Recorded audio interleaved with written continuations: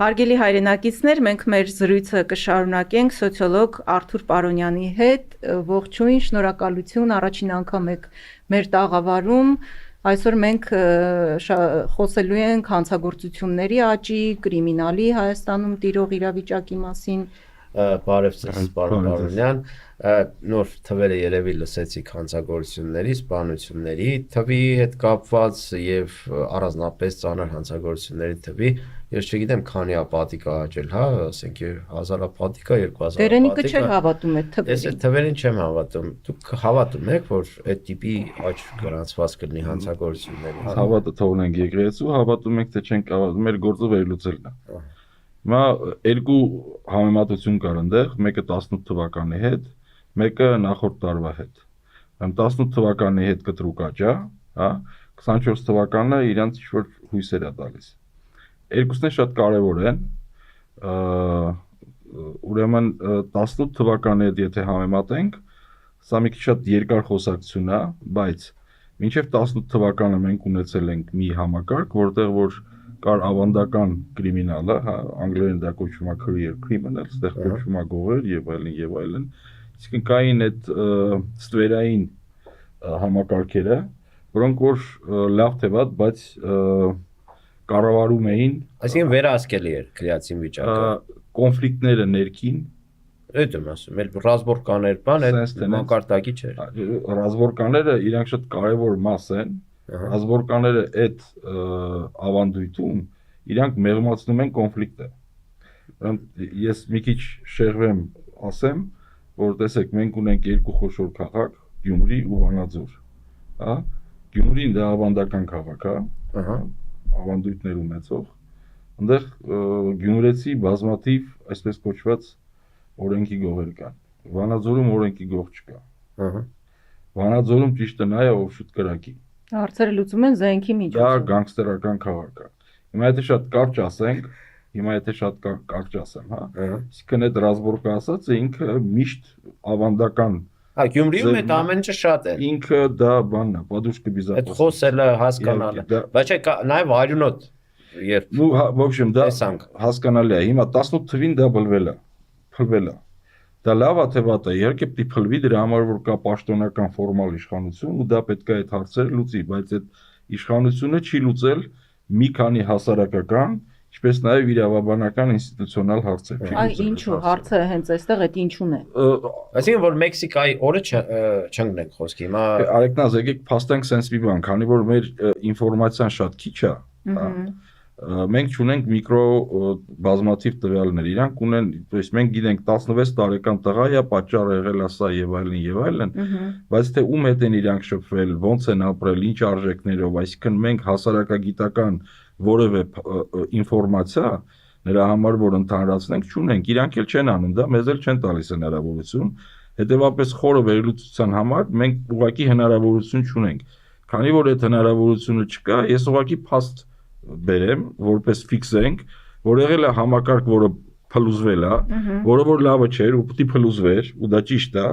բայց միևնույն ժամանակ մենք չունենք հակակշռող համակարգ։ Հա, որը որ սենց ասեմ, դա եթե ես կարամ ֆիքսեմ, որ դա տգիտության արդյունք է, քանի որ դա զուտ իրավաբանական խնդիր չի, իրավապահ մարմինների խնդիր չի, դա հասարակության հետ աշխատանքի նաև խնդիր է, իսկ այդ բազմաթիվ միկրոկոնֆլիկտները, որ հիմա Դերենիկը ասում է, որ պետքա բան անեն, անանիմ կեք գրեն, չէ՞։ Ասենք անանիմ գրելով չի, որ դու միկրոկոնֆլիկտները վերացնում ես։ Ես չեմ ասում, այդ Դանիելն է ասում։ Հասկացա, հա։ Դե որ ինֆորմա, հա։ Այսինքն այդ շատ բազմաշերտ աշխատանքը, որը չի կատարվում։ Օրինակ Գերմանիայում ընդունված է։ Ну, в общем, Շվեյցարիայում եւս։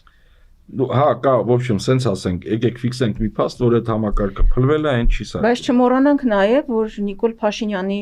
հենարանը իրավապահ ոստիկաններն են, հա, այսպես ասեմ, դրա համար էլ իր համար ավելի կարևոր են ոստիկանները, պարեկները, քան օրինակ ուսուցիչները ու դրա համար է, որ նրանց այդպես պարգևավճարներ են բաժանում, որովհետև իր իշխանությունը պահողները նրանք են։ Այդնաս ես ամեն դեպքում ես մտածում եմ, որ եթե իրանք իմանային ինչ պետք է անեն, իրանք ինչ-որ բան կանեին։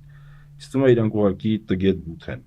ու դրա համար ուղղակի չեն հասկանում հարցի խորը։ Այսինքն այդքան պրիմիտիվ բառեր։ Ինձ տենց է թվում, ես չեմ կարող ասեմ, չեմ չափել։ Չէ, այսինքն ակնհայտ չի, որ ասենք փողոցներում իրար մորթում են, ինչ որ բան պետք է անել։ Ասենք երբ որ ոստիկանապետ ես կամ տեղակալ ես փոխում ես կոմենքում, խնդիրը չի լուծում, հասկանալի է դա։ Ակնհայտ է, որ ինչ որ պետք է անես, ինչ որ բան պետք է անես, բայց ինչ որ բան անելը իրանց մոտ վերջանում է, սկսում է վերջանում է ներքին գործերի նախարարությունով։ Իրանք ինձ թվում է ուղղակի լավ չեն պատկերացնում, որ նրա համար որ հանցագործությունները կչանան, ասենք միայն ներքին գործերի նախարարությունը չի որ պետք է աշխատի, բայց հիմա եկեք որ շատ բան չանենք, եկեք 18 թվի հետ parza չէ, ասենք համակարգը եղել է, փլվել է, Հասկանալի է։ նոր դա։ Հիմա եկեք վերադառնանք 24 թվին։ 24 թիվ, 25 թիվ։ Հիմա ինչ վերաբերում է ներքին գործերի նախարարությանը, ուրեմն նրա համար որ կրճատվի բանը հանցագործությունը։ Սա ասենք ոչ միայն գիտական, դա արդեն ընդհանուր գիտելիք է, եթե հանցագործությունը չի բացահայտվում, անպատիժ ամնում, հանցագործությունների թիվը շատանում են։ Հետևաբար դա 19-րդ դարից, 18-րդ դարից պարզ ճշմարտություն է, առաջի կուրսում էր անցնում, բոլորը գիտեն, եթե հանցագործությունը չբացահայտվեց, հանցագործությունների թիվը կշատանա։ Այս հիմքը վերցնելով, եկեք փորձենք հասկանալ, եթե իրանք ասում են նվազել է, ապա որն է պատճառը, որ մենք ունենք մոտակա մի ամսվա մեջ sense խտացված ունենք բազմաթիվ դե սպանություններով զուգորդված դեպքեր։ Ոնց է սա զուգատիպություն է, ինչ որ հանգարցակի ստացվեց, ինչից է ստացվում։ Կա մի վարկած, որ ես կուզենայի ներկայացնել, ուրեմն տեսեք նախ մենք ունենք մի քանի անպատիժ հանցագործություններ։ Օրինակ Փարաքյարում հայտնի մարդուն սպանում են, չէ՞։ Հետո հնարավոր պատվիրատուն, որը որ ներքին գործերի նախարարությունը նույնպես հայտարարել էր, որ սա հնարավոր պատվիրատուն է, մի օրով բաց են թողնում, առավոտը ինքը Մոլդովայում է։ Հիմա տեսեք, կա նաև երկրորդ այս որպես օրինակ, հա, այդ օրինակները Երևակայի ավելի շատ են ու Երևակայի ոչ միայն Մարզպետը, այդ Միրդատեր ինչ էր Վայոց-Ձորի է։ Մարդ էին զինվորական էին ծեծել։ Հա, ու մնացել էին Թեև ինքը ասում էր ես տեղում չեմ եղել, բայց վկայություններ կային, որ ինքամնեն դեպս մեքենայի մեջ նստած է ծեծել, բայց ասենք այդտեղ էին եղել, ցուցմունք էին տալիս, բայց էլի նույն ձևով անպատիժ մնացին, որովհետեւ մեկը տեղ վարկածը ավելի լայն եթե վերցնենք, վարկածը կայանում է նրանում, որ ինքը ունի որոշակի քաղաքական շարժառիթներ, այն պարագայում, երբ որ քաղաքական իշխանությունը այլևս գաղափարախոսապես, գաղափարական առումով բանկրոտ է, իրան պետք է մարդիկ, որոնք որ կարող են վախով եւ ուժով մոբիլիզացնել ինչ-որ մարդկանց։ Սա սոցիալական պատվեր է։ Ցանկացած հարցի համար, ի պաշտպան ինչ-որ հարցի, ասենք պետքա որ եկեղեցում լինի 1000 հոգի, հա, այդ 1000 հոգուն գաղափարապես չես կարող բերել, պիտի վախով բերես։ Ընտրությունների պիտի վախով բերես։ Ուրեմն նախկին խորհրդային միությունում այդ մարդկանց տիպը կոչվում էր ծիտուշկա։ Հա, սա այսինքն այո, շատ օգտագործվեց այդ։ Այո, չէ, ինչա կոյ, խավա, ինչա։ Դա առանց որևէ գաղափարի խմբավորումներ էին, որոնք որ ունեին ուժ, շատ ունեին զրո ուղեղ, կատարում էին հրամաններ, ու իրանց գործերն էր, որ իրանք ծեծեին վախացնեին։ Հիմա սոցիալական պատվերը շատ պարզ է։ Գետնի վրա պետք է մարդիկ, որոնք որ կարան այդ գործը անեն։ Հիմա այն մարդը, որը որ երիտասարդը, որը որ դա զգում է այդ պատվերը հասկացել է, ինքը այդ ռիսկը ուզում է վերցնի ու դառնա այն մարդը, հա, այն առաջնորդը, այն ասողը, որը որ հետագայում կկարողանա դա կոնվերտացնել ինչ որ նյութական շահի։ Այսինքն լեզու գտնել իշխանությունների հետ կոպիտ ասած, հա, ենթադրաբար դառնա, հա, չէ, ինքը դառնա, հետո ծառայի, հա, դառնա ու ծառայի հետ է։ Մի րոպե, սենց է ստացվում, համակարգը քանդել է 18 թվականին, այդ եղածը, հա, նորը չի կարողացել սարքել, դուրս է եկել վերահսկողությունից այդ ամեն ինչը։ Հիմա, քանի որ ընտրությունների դեմ այլ խնդիրներ կան, ըստ էության ստեղծվել է կրիմինալ մրցակցություն տարբեր խմբավորումների, տարբեր անձնավորությունների միջև, որոնցից մի քանիսը կհաղթեն ու կստեղծեն այն նույն համակարգը, ըստ էության ինչ եղել էր 18 թվականին։ Դե Ուղղակի ուրիշ դեպքերը։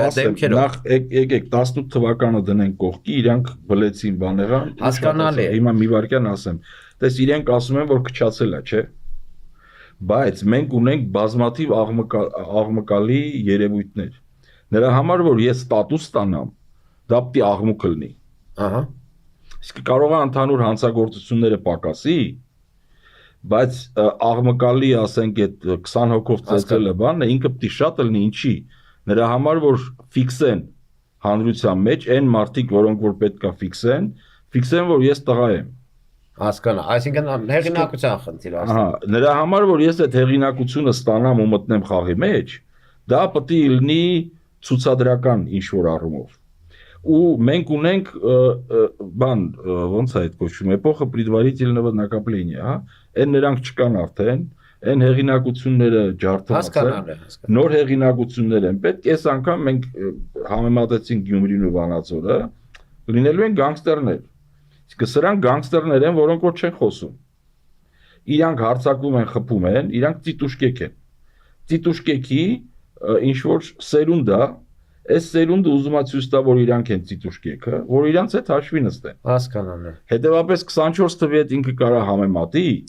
կարա շատ համեմատի, ու երևակայի դա հնարավոր է որ շահավետ լինի իրենց համար, բայց դա չի նշանակում, որ ընտրություններից առաջ, եթե մենք տեսնում ենք բազմաթիվ աղմկալից դեպքեր, դա ուղղակի զուգադիպություն է։ Իմ աշխատանքային վարկածը նա է, որ կա այդ սոցիալական պատվերը, մարդիկ հողի վրա, գետնի վրա դա տեսել են, համապատասխան մարդիկ դա զգացել են, ամեն մեկը իր ձևով փորձում է այդ պատվերի մեջ տեղավորվելով կարիերա անի։ Շնորհակալություն։ Ցավալի իրավիճակ է, այո, Հետաքրքիր շնորհակալություն։ վարկածեր, օրինակ այդ ուղղությամբ ես չէի մտածել,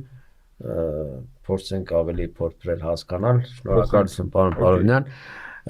Արեկնաս այս տխուր նոտայի վրա, հա, փորձենք ավարտել մեր հաղորդումը։ Փորձենք, այո, բայց նաև մեր հեռուստադիտողներին ասենք, որ մեր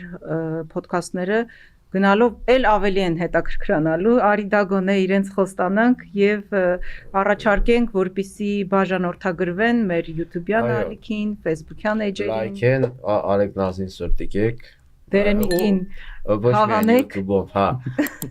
բայց նաև այդ սրտիկները բան Facebook-ում, էլ որտեղ TikTok-ում էլ կանք, չէ՞։ Այո, TikTok-ում մի խոսքով բոլոր հնարավոր այդ վիդեո ռեսուրսներում կանք, եթե կիսում եք մեր գաղափարները, մեր մոտեցումները, կիսվեք անպայման, գրեք ձեր կարծիքը, մեզ հետաքրքիր է նաև ինչու ոչ, բայց ոչ fake-երին եղված այս կոչը կամ fake քշողներին, թող իրենք էլ գրեն, ես իրենց սիրում եմ, թող գրեն։ Մեկ հարաբերություններ կպարզենք, կնստենք, կխոսենք, հասկանանք, իմիջիայլոց մենք նաև կանադառնանք հանրային հանրության մեջ գեներացվող ատելությանը, միջ հասարակական, այդ մարդիկ, այդ fake քշողները ինձ թվում է քրեական պատասխանատվության պետք է ենթարկվեն հասարակության մեջ ատելություն սերմանելու, ներհասարակական կոնֆլիկտ հրահարելու համար։ Մի խոսքով, հարգելի հայրենակիցներ, միացեք մեր էջերին, բաժանորդագրվեք, տարածեք, մեկնաբանեք, միացեք, որ փոխենք։